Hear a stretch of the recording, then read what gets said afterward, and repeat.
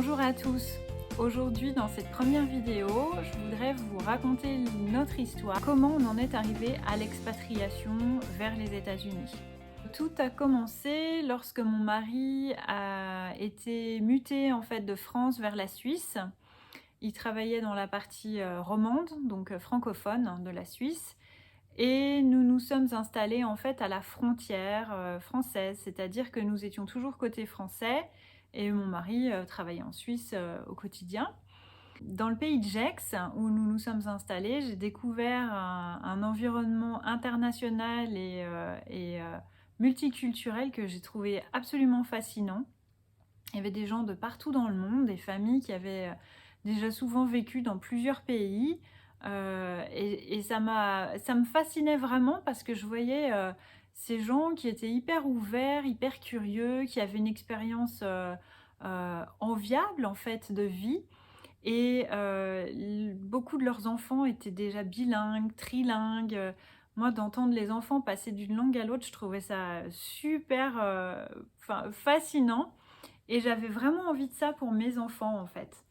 Et le fait est que pendant mes études, donc j'ai fait des études d'anglais à l'université, j'avais eu l'opportunité de passer un an en Angleterre.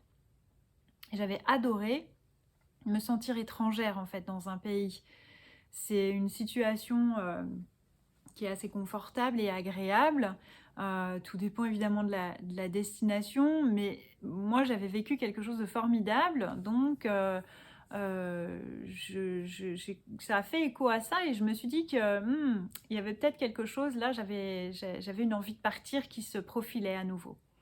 Et mon mari était tout à fait aligné avec ça, d'autant que l'expérience qu'on avait, c'était d'être frontalier, qui est pas complète, on va dire. Donc on avait vraiment envie d'être étranger quelque part. Donc, mon mari a commencé à postuler en fait à des postes à l'international dans son entreprise. C'est vrai que quand on a la chance de pouvoir chercher un départ à l'international par le biais de son entreprise, ça facilite beaucoup de choses parce que administrativement parlant, il y a déjà énormément de démarches. Donc quand on le fait via son entreprise, il y a beaucoup de choses qui sont déjà organisées, prises en charge par l'entreprise et c'est beaucoup plus confortable en termes d'organisation, surtout familialement parlant.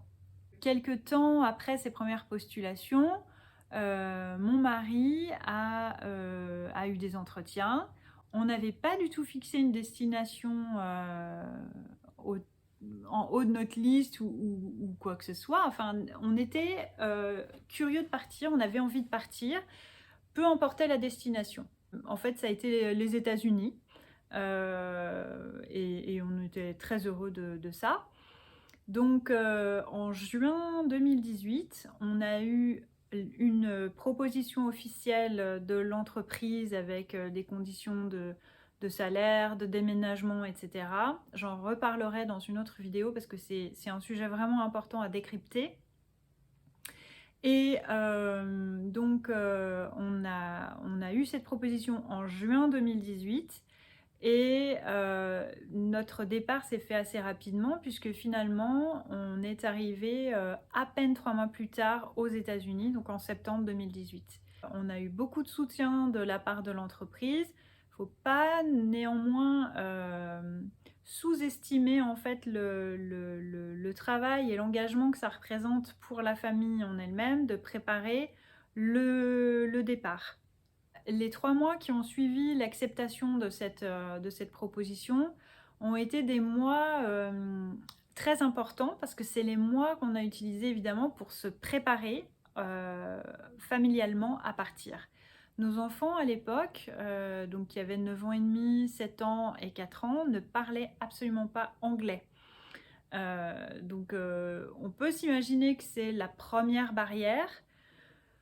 Moi, j'étais assez confiante sur leur capacité d'apprendre la langue parce que déjà l'anglais, c'est pas une langue extrêmement compliquée et puis on sait tous que les enfants, ils apprennent très très vite, surtout quand on est immergé dans une langue.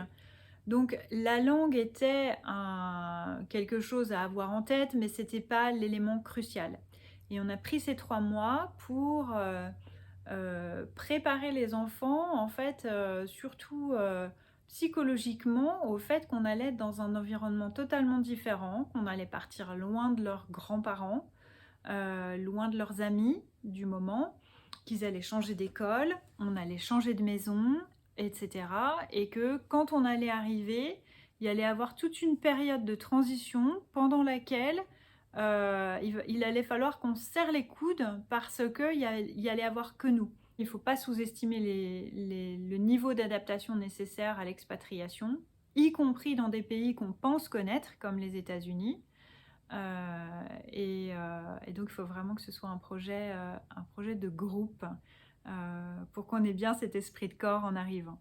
Je disais, il faut se serrer les coudes. C'est aussi important que ce soit vraiment un projet familial. Donc, évidemment, un projet de couple avant tout. S'il y en a un qui suit un petit peu en traînant les pieds derrière, ça va être très compliqué quand il va s'agir de faire tous les efforts nécessaires à l'adaptation que l'arrivée dans un pays étranger nécessite. Mais en tout cas, c'est fabuleux et je trouve que ça resserre vraiment les liens familiaux. Ça crée un projet pour tous les membres de la famille et chacun participe à son niveau, donc c'est vraiment fantastique. Et ça, c'est aussi un élément à avoir en tête quand on prépare son expatriation. C'est que c'est un saut dans le vide en fait, parce que quand on arrive à destination, on connaît personne, à peu de choses près. Voilà. Donc c'est un peu vertigineux, mais ça vaut vraiment le coup quand même. Mon expérience est très positive. Il y a forcément eu des moments difficiles, mais j'ai vraiment globalement une expérience extrêmement positive de l'expatriation et mes enfants sont hyper heureux de vivre ça aujourd'hui. Ça implique des concessions, mais qu'est-ce qui n'en implique pas dans la vie? Voilà notre histoire qui a commencé donc en septembre 2018, quand nous sommes arrivés aux États-Unis. Je vous raconterai dans une prochaine vidéo toutes les étapes de la transition de notre vie. N'hésitez pas à poser des questions dans les commentaires sous la vidéo et à bientôt pour une nouvelle vidéo sur les prochaines étapes de l'expatriation. Merci.